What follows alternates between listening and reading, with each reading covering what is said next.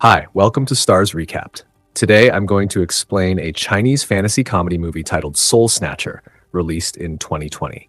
Spoiler alert, so buckle up, stay sharp, and let's dive in.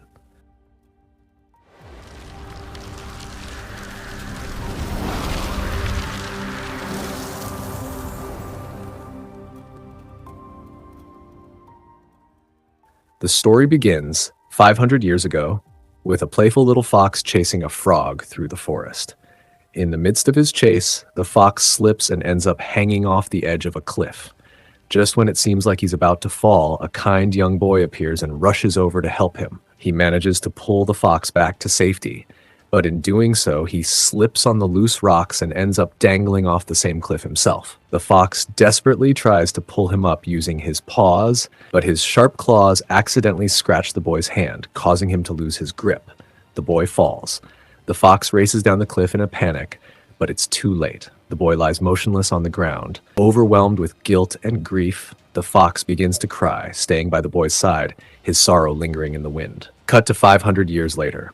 A mysterious clan of fox spirits, who now take human form, gather to participate in an elite examination. This exam is held by none other than the legendary nine-tailed white fox, the most powerful of them all. Each fox arrives bearing a stone invitation, their ticket to compete in this rare and prestigious event. But among them is one outsider, a fox spirit named Bai Shisan, or 13 Bai, the main protagonist of our story. When Bai steps forward, he's stopped by the guards. His stone is different, unrecognized. He doesn't have the proper invitation. The others mock him, calling him a half-breed fox, and laugh him off. But Bai isn't one to give up so easily. Driven by curiosity and something deeper, he sneaks in anyway, determined to find out the truth behind this mysterious gathering. As the ceremony begins, the majestic white nine-tailed fox transforms into an old man, the revered leader of all fox spirits. With a commanding presence, he welcomes everyone to the sacred gathering. Today, he declares they will take their first steps toward becoming immortal nine-tailed foxes. But before that, they must understand the power behind elixirs of the soul. One by one, the older fox students step forward, sharing how they obtained their first elixir. In this world, elixirs are essential for any fox spirit to grow stronger and evolve.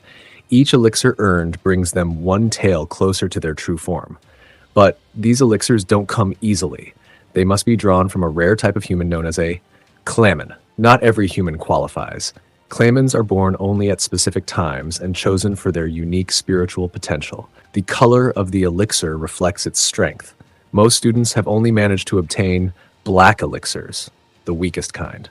But one student, a cunning fox named Azzy, proudly reveals she has acquired a red elixir, far more powerful. She tells her story. Azzy disguised herself as the loving wife of a human claman. She pretended to fall gravely ill, and when her husband, her target, saw her dying, he willingly offered up his elixir to save her. Through deception and manipulation, she succeeded. The master praises her for her strategic brilliance, and with her new power, Azzy has ascended to become a five-tailed fox spirit. Then, the leader makes a monumental announcement. On the 15th day of the next month, a once-in-a-millennium opportunity will arise. The chance to obtain the White Elixir, the purest, most divine essence. Whoever claims it will become a lion-tailed fox spirit, achieving near godlike power and joining the ranks of first-class fox immortals. The chosen young foxes are called forward. They're instructed to place their hands on a magical furnace, which will reveal a symbol, the sign of their destined claman. That symbol will guide them in the human world to their target. But then, the furnace refuses to activate. Confused, the leader realizes one fox spirit is missing. It's Bai. Just as everyone begins to scoff and roll their eyes, Bai steps forward, shouting to be included. Laughter erupts in the hall. To them, Bai is nothing more than a half-breed, weak, unworthy, and beneath them all. But then something strange happens. As Bai approaches, the furnace begins to glow.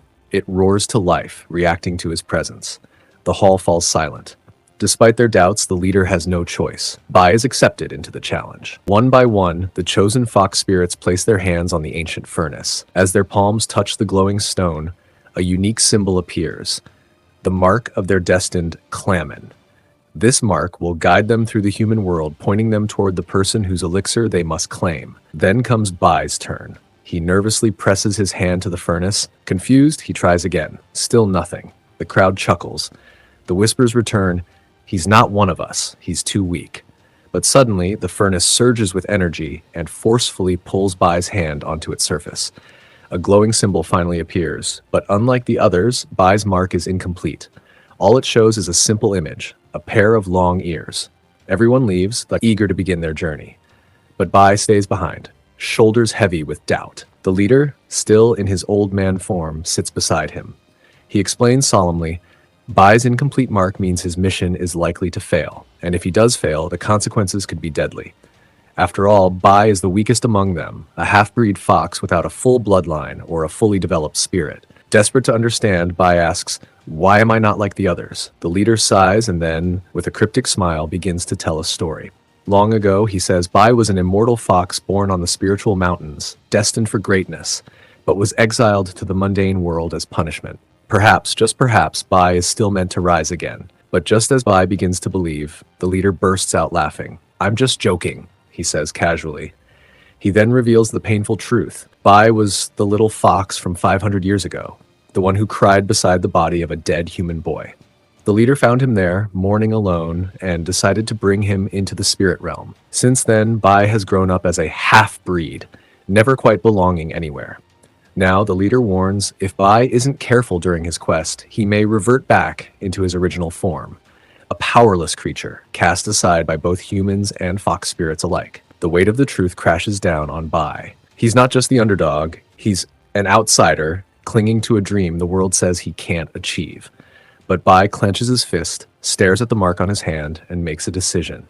He's going to the human world anyway. Before Bai departs, the old leader, despite his doubts, quietly hands him a special blade, forged to protect him in times of danger. Though he believes Bai will fail, there's still a glimmer of hope in his eyes. Perhaps Bai deserves a chance. As they embrace, Bai suddenly leans in, but not for sentiment. He slyly steals the leader's communication device, a magical tool known as the Waxy.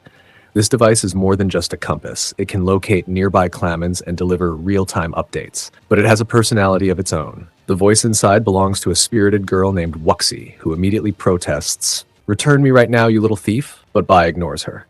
He grins, pockets the device, and bolts, determined to beat the odds his own way. Meanwhile, back at the spirit realm, the co-leader enters with grim news, a series of corpses. Fox spirits, dead. Their missions in the human world failed.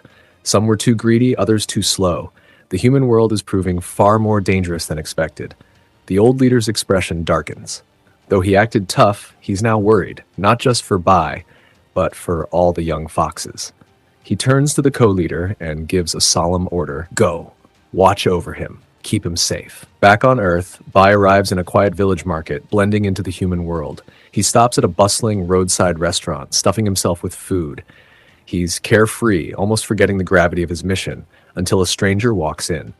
Enter Zayin, a humble traveling scholar with kind eyes and a heavy heart. He's been searching for his long-lost brother, carrying only an old painting as a clue. He walks from table to table, showing the picture and asking everyone if they've seen him. Eventually, he approaches Bai, but Bai, uninterested, waves him off and keeps munching on his meal. Disheartened, Zayin politely leaves. Then, Wuxi chimes in. Bai, wait. I'm detecting a clammon nearby, the one with the elixir. Bai's eyes widen. The mark on his hand, the one with the long ears, starts to tingle. Wuxi reminds him, the clammon must match the clue.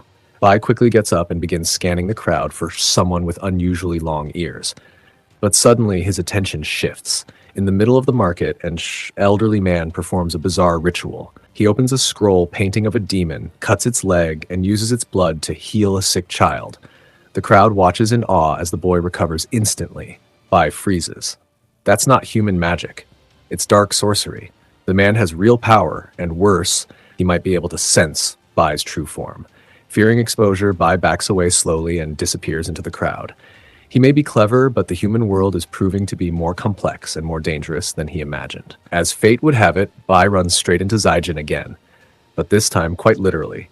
He slams into him so hard that Zayin tumbles right into the donkey stables. The donkey panics, kicks up dust, and bolts, dragging Bai along with it. Zayin scrambles to his feet and gives chase, yelling after both his donkey and the fox spirit now being dragged out of town. But in the background, something sinister unfolds. The old man from the market, the one who healed using demon blood, watches the chaos. With a flick of his hand, he casts a protection spell and secretly hides his presence inside Zijin's body, cloaking himself from any threat. Something dark is brewing. Meanwhile, Bai finally tumbles off the donkey deep in the forest, landing with a grunt. Zijin soon catches up, panting, and demands to know, "Where's my donkey?" Bai shrugs and lies. "Ran off into the trees. I have no idea." Zijin doesn't buy it and keeps chasing after Bai, determined to get answers.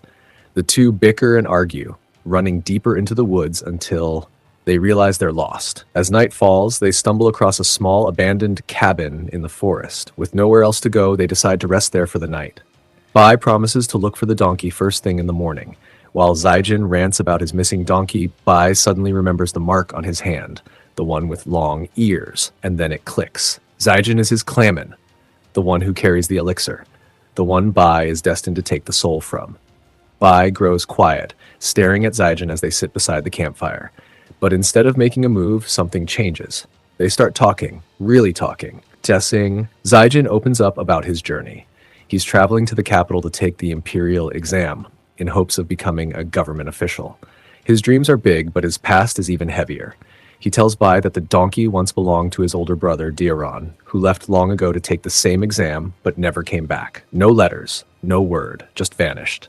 Now, Zijin is not just chasing his dream, he's searching for answers. Moved by his story, Bai begins to bond with Zijin. He offers to accompany him to the capital, saying they'll take the exam together, maybe even become friends.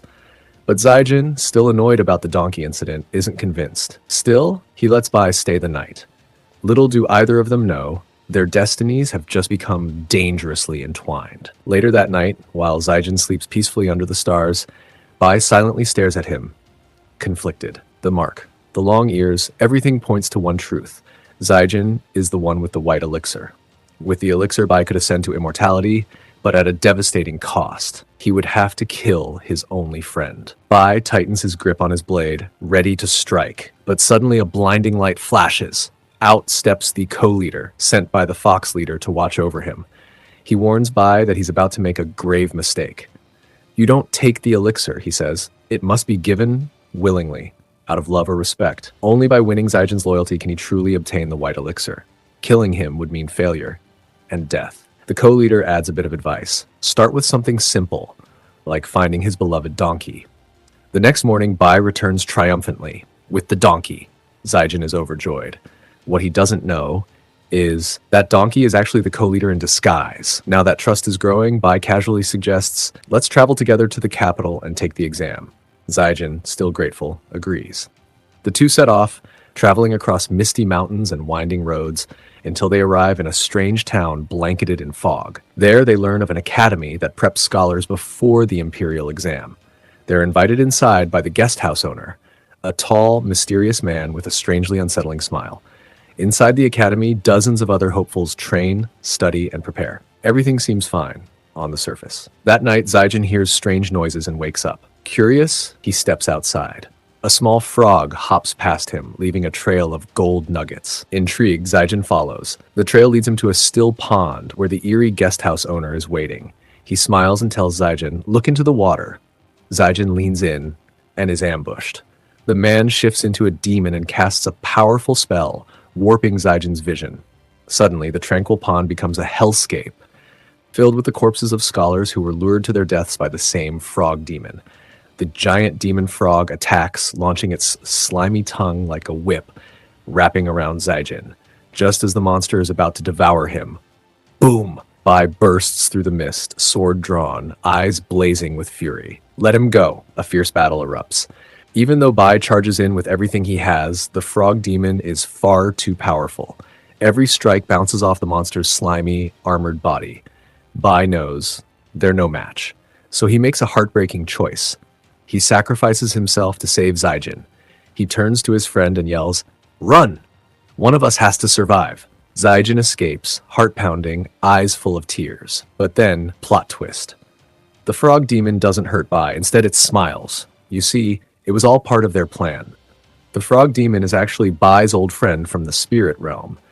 They stage this terrifying show to scare Zijin, hoping he'd give up the White Elixir willingly to save Bai. But just as they're about to celebrate their victory, Zijin comes back. And this time he's not running. He's holding a flaming torch and a bunch of bombs, eyes burning with determination.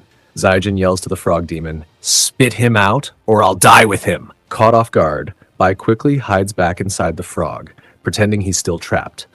The demon tries to suck Zijin in with a gust of wind, but instead inhales the torch and the bombs. Boom! The frog demon explodes, launching Bai into the air like a rag doll. He crashes to the ground unconscious and begins to shift into his true fox spirit form. Zijin rushes over to help, but just before he sees Bai's real identity, the co-leader appears and knocks him out cold. They escape on a boat with the unconscious Zijin lying beside them. The co-leader isn't impressed. He scolds Bai and the frog demon. That idiotic stunt almost killed everyone. And what if Zijin's elixir turns out to be black? You'd have risked your life for nothing. He sighs and offers a new plan. Take him to the capital. There's a girl there who can reveal the true color of his elixir. Later, Zijin slowly wakes up. Bai decides it's time. He gently explains the truth. I'm not human. I'm a fox spirit. Zijin flinches, unsure what to believe, but Bai holds out his hands. I won't eat you. I promise. There's a long pause. Two friends, two worlds, now bound by trust, secrets, and something deeper. After the explosion, Zijin helps Bai by gently healing his wounds. As they travel together, Zijin opens up, sharing heartwarming stories about his missing brother, Dioran. He calls him his role model, someone he's always looked up to. And Bai, slowly beginning to care more about his new friend than the mission, makes a solemn promise to help find him. They soon arrive at the bustling capital city. The streets are filled with vibrant crowds and beautiful women dressed in elegant robes. Zijin is quickly approached by a young servant boy who leads him to an exclusive, mysterious building. He says someone has been waiting a long time to meet him. Inside, Zijin is greeted by a familiar face, the demon frog, now disguised as a beautiful woman. She tells him, "Your brother is on the second floor. Go on up." Zijin climbs the stairs and enters a dimly lit room. There, he meets a stunning spirit woman named Li Xian, the one who can reveal the color of his elixir. Ying is enchanting and playful. She flirts with Zijin, trying to seduce him with her charm. But Zijin, ever the gentleman, resists. He refuses to kiss her, no matter how tempting she becomes. Ying tries again and again, but each time he turns away, the protection spell placed on him by the Elder flares to life, blinding Ying and hurling her across the room. She tries to hide her pain behind fake tears. Zijin misreads her emotions and believes she's crying because she thinks he doesn't love her. With a heavy heart, he confesses, "I do love you. When I finish the exam, I'll come back for you, and we'll marry." He then falls asleep peacefully beside her. While he sleeps, Yinglian examines his body from head to toe, trying to locate the elixir's color. But when Bai returns later, she delivers devastating news. "I couldn't find it. There's nothing." Soon after, Ying is dragged before the co-leader, who is furious she failed her mission. He reveals that her soul is trapped inside a lotus, and because of that, he has complete control over her. He tortures her without mercy. The next morning, Bai and Zijin finally reach the majestic palace grounds where the ultimate Imperial examination will take place. Tension fills the air. Only a handful of candidates will pass, and even fewer will make it to the final stage. Zijin is nervous, but he still clutches the painting of his brother and keeps asking people if they've seen him. That night, all the candidates begin registering for the exam. But this isn't just any sign-up. Each candidate is thoroughly searched for magical tools, notes, or any signs of cheating. The real test is about to begin. The following day, all the candidates gather inside the grand examination hall. Silence fills the air, and the tension is unbearable. Hours pass. The exam stretches on until midnight, when suddenly, one of the examinees screams that he sees ghosts. He disrupts the entire room, shaking the focus of the others. Guards come in and drag him away, but no one realizes that he was telling the truth. Moments later, Yinglian's ghost materializes before Bai. She pulls his soul out of his body, and in the shadowy realm between worlds, she speaks. There's an evil ghost lurking here. He'll capture the souls of many students tonight, including Zijin's. She looks into Bai's eyes and makes him an offer. This is the perfect chance. Kill Zijin while his soul is free, and I'll help you steal the lotus from the co-leader. You'll be free and immortal. Bai hesitates, but he agrees. As the ghost spell begins, Zijin's soul is pulled from his body. He opens his eyes in the spirit world and finally sees his long-lost brother, Dioran. Tears well in Zijin's eyes as he calls out to him, but Dioran turns, his face twisted, unrecognizable. He's no longer human. He's the evil ghost. Dioran attacks his own brother, and just when Zijin is about to be struck down, Bai appears. This was Bai's moment to take the elixir, but instead he protects his best friend. Even though this was his only shot at immortality, he refuses to let Zijin die. Dioran traps them both in a world of collapsing letters and walls, ancient scripts swirling around them, imprisoning their souls. Suddenly, a massive black hole begins pulling Zijin in. Waxy, the device, speaks urgently to Bai. Let him go. Let him die. His white elixir will be yours. You'll ascend. You'll finally be a nine-tailed fox. But Bai doesn't hesitate. He dives into the black hole after Zijin. Inside the void, Zijin is being torn apart by Dioran's spell, while Bai is overwhelmed by vengeful ghosts, souls of other candidates trapped in the exam's curse. Bai is losing, until Wuxi, the voice inside the device, appears one last time. There's only one way, says. If Dioran remembers who he really was, he'll break the curse himself. She uses her remaining power to restore Dioran's memories, showing him a vision of his old self, of the love he had for Zijin. The spell shatters. Zijin is freed. Dioran collapses, weeping in his ghostly form, and Wuxi disappears forever, having given her life to save them both. After the battle within the spirit realm, Dioran, Zijin's brother, remembers who he is. He was never a villain, just a scholar who dreamed of passing the Imperial exam, trying year after year, until one day, he died alone in the exam hall, filled with despair. Now, as a reformed ghost, Dioran warns Zijin before their souls return. Bai, he was told to take your elixir. He was following orders. Both souls return to their bodies, right in the middle of eating a meal like nothing had happened. But Zijin puts his food down. He demands the truth. Tell me, Bai, why did you come with me? What is this elixir? Bai, trapped and ashamed, explains everything. The fox spirits, the immortality, and his mission to take Zijin's elixir. But to Bai's shock, Zijin forgives him. If my elixir means that much, take it. But only after you help me free Li Xian, the woman I love. Soon after, the wedding day arrives. Zijin wears a groom's robe and proposes to Ying, but Ying turns away. I am not human, Zijin. I'm a ghost, a tree demon. Even so, I choose you. But the love story doesn't last. During their escape across the bridge, Ying betrays the foxes, trying to protect Zijin and keep him for herself. But Bai is already waiting at the other end.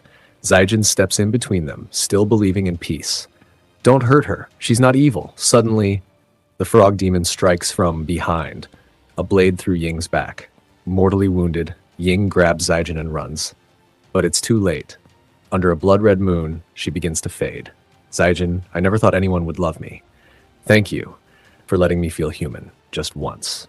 And then she's gone. Bai arrives too late. Zijin turns, tears in his eyes, and rage in his voice. She died because of you. All of it. Your lies, your mission, your fox tricks.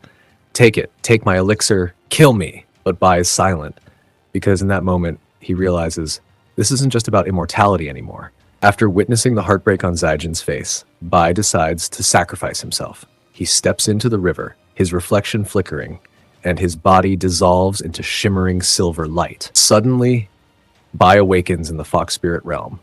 There stands the tribe's co-leader watching silently. So, you finally did it, he says. The true fox leader emerges from the mist, revealing the truth. This wasn't just about the white elixir. 500 years ago, a child saved you. That child was Zijin. The prophecy of the white elixir was never about power, it was about love.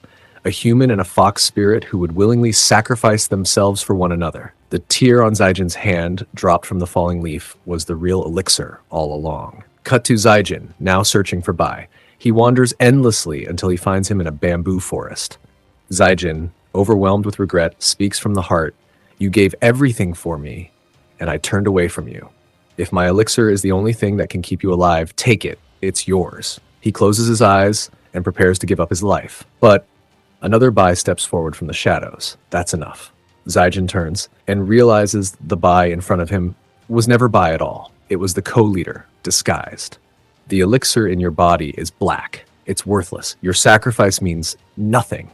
And without remorse, The co-leader kills Zijin. Bai arrives moments too late. He sees Zijin's lifeless body and the co-leader standing over it. "You used me all this time," Bai whispers, overwhelmed with fury. Bai unleashes his fox powers in full force. The forest explodes with fire and wind. The co-leader transforms into his six-tailed fox form, and the battle begins. They clash across the sky, Bai holding his ground, until the six-tailed fox stabs Bai through the chest with one of his tails. Bai falls, bleeding, defeated. But just before he fades, his hand brushes against Zijin's chest. He feels the elixir inside, and suddenly, flashbacks of their entire journey surge through Bai's mind. The donkey ride, the abandoned house, the frog demon ambush, the wedding proposal, and every moment of friendship, loyalty, and love. The elixir begins to glow, from black to brilliant white. A beam of divine light pierces the heavens and descends into Bai's body. Bai's wounds heal instantly. His body levitates as 9 radiant fox tails emerge. The first-class fox, the immortal, the 9-tailed fox god, has awakened. He looks at the 6-tailed co-leader. "You betrayed everyone for power. Now face the one you created." Bai continues the fierce battle against the co-leader. In a dramatic moment, he even rips off one of the co-leader's tails, reducing him to a 5-tailed fox. He's seconds away from landing the final blow, but just then, Bai remembers Zijin's words.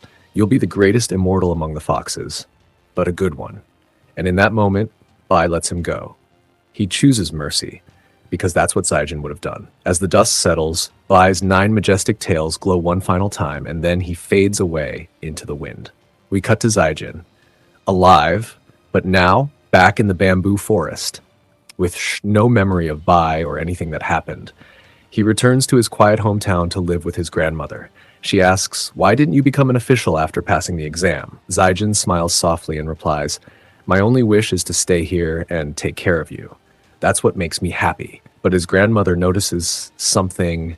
"You don't seem happy, child. Ever since you returned, it feels like you've lost something." A few days later, Zijin is out in the forest looking for herbs when he discovers an injured white fox. It's Bai, returned to his original form. The scene flashes back. Right after the final battle, we see Bai, wounded and heartbroken, standing in the forest, staring at the place where Zijin had fallen. To bring Zijin back, he sacrifices his immortality as the 9-tailed fox. Thunder strikes down from the heavens, his divine essence is burned away, and Zijin is resurrected but with his memories erased. Back in the present, Zijin tends to the injured fox. He gently names him Ziobai, not knowing why the name feels familiar. They eat together under the stars, and the story ends there. So guys, what did you think of Soul Snatcher? Let me know your thoughts in the comments. Did Bai deserve immortality? Did Zijin truly forget everything, or was something left behind in his heart? Don't forget to subscribe for more amazing movie recaps, turn on notifications, and leave a like to support the channel. Thanks for watching. This is Starz Recapped, signing off.